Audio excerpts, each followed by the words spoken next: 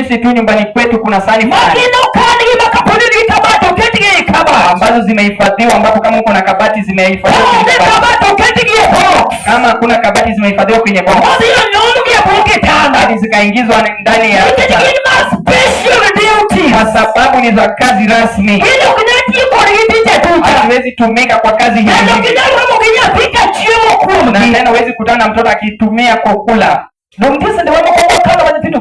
Kuna sahani zetu ambazo tumewekwa very special, ni za rasmi.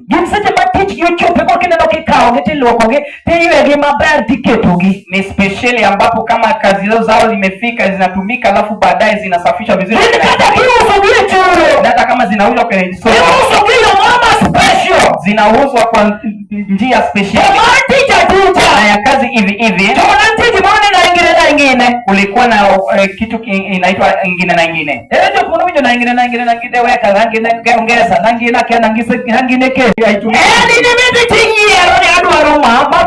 Wewe ndiye unaenda na kuchagua, nasema hii ingine na ingine rushi tu.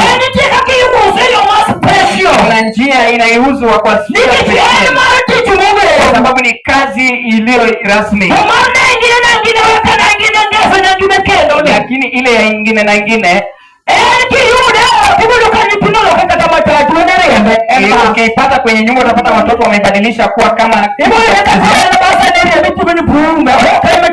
itapata imebadilishwa kama gari inaendeshwa. Akishaitumia anaweza ibadilisha kitu cha kunywa kitu. Mtoto anaweza itumia kwa chochote. Pia unaweza kutana nayo kwenye mlango huu. Kama mtoto anaichezea huko, kwa sababu inaitumika kwa mtoto anayo maji ya kupika ugali. Anaweza kutumia kupoesha chai. Inatumika kwa kazi yoyote. Sasa vile inasema inajulikana vyema katika nyumba tunazoishi, zile ambazo zinatumia kwa kazi hivi hivi. Alafu kuna zile ambazo zinatumia kwa kazi rasmi.